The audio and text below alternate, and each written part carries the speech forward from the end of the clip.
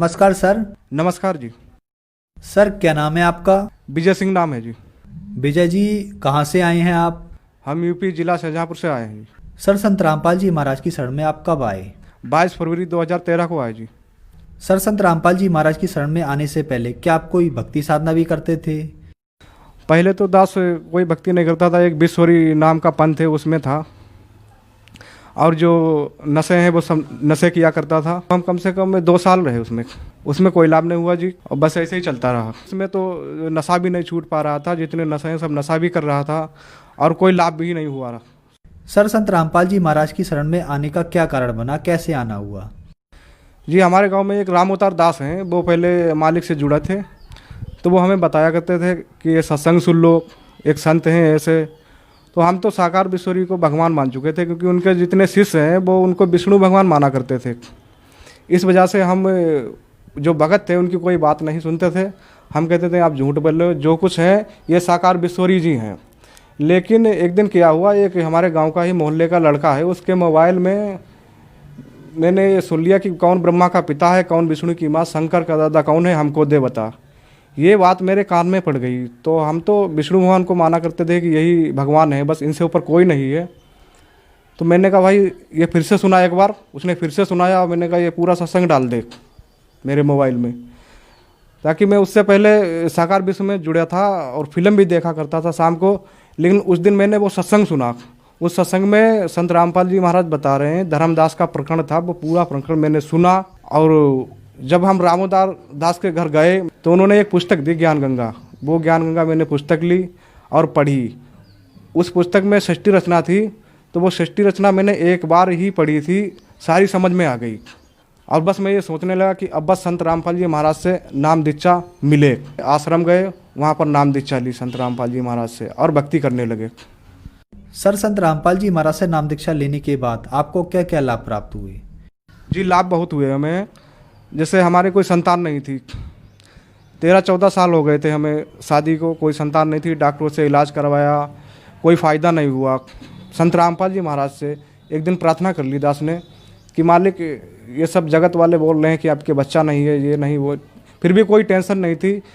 लेकिन संत रामपाल जी महाराज ने मुझे 14 साल बाद लड़का का जन्म हुआ, बच्चे का जन्म हुआ। हम दोनों गए अस्पताल लेकर। हमारी वाइफ की डिलीवरी होनी थी, तो हम अपनी वाइफ को ले गए अस्पताल। तो वहाँ पर 5 ही मिनट लगे, जो डिलीवरी हुई और बच्चे का जन्म हुआ।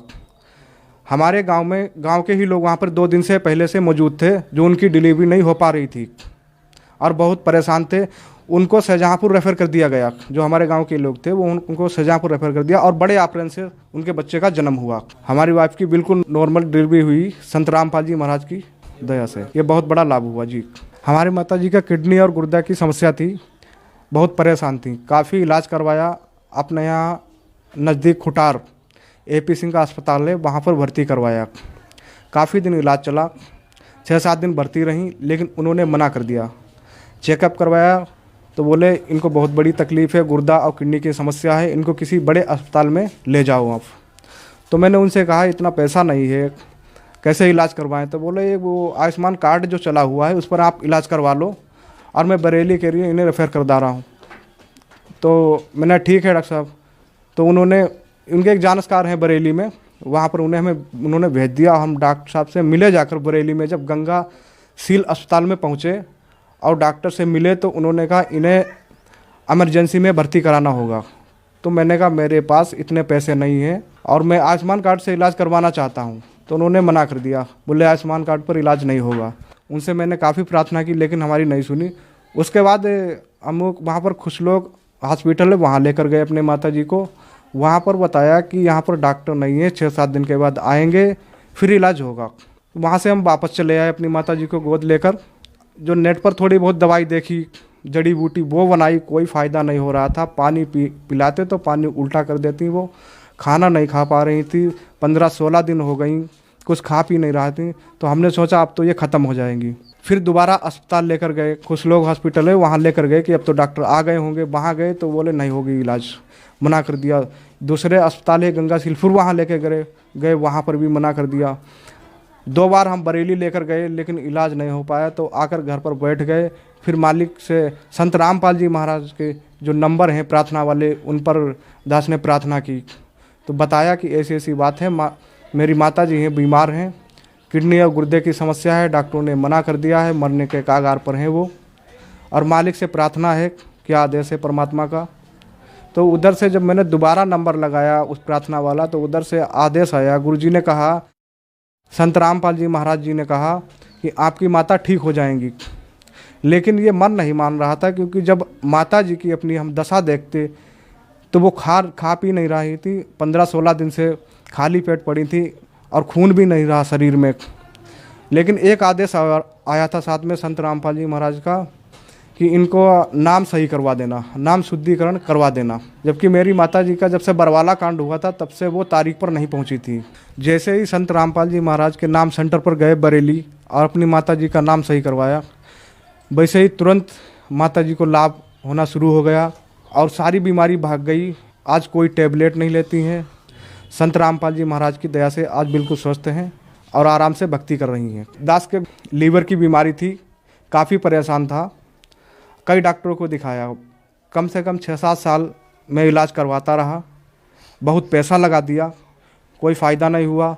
लेकिन संत रामपाल जी महाराज से प्रार्थना की दास ने, तो संत रामपाल जी महाराज ने कहा ठीक हो जाओगे बेटा, और मैं ठीक हो गया। अब कोई दवाई नहीं खाता हूँ, बिल्कुल स्वस्थ हूँ और ठीक हूँ, आराम से मालिक की भक्ति कर रहा हूँ, कोई परेशानी नहीं है अब। और लाभ तो बहुत होते रहते हैं जी, हुए भी कुछ इतने लाभ हुए कि भूल भी गए हम। सर, जो दर्शक आज आपको टीवी पर देख रहे हैं उनको आप क्या संदेश देना चाहेंगे?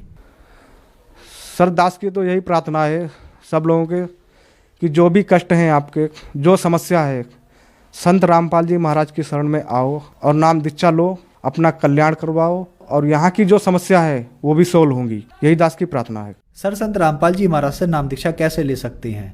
सर, संत रामपाल जी महाराज के जो सत्संग आते हैं चैनल पर आते हैं, जैसे साधना चैनल है, उन पर एक नीचे पट्टी चलती है, वो नंबर है, उस नंबर पर आप संपर्क करें। और अब तो हर जगह सेंटर खुल गए हैं, पूरे भारत में सेंटर खुल गए हैं। अपने नज़दीकी सेंटर पर जाके संत रामपाल जी महाराज से नाम दीक्षा लो। धन्यवाद सर। धन्यवाद।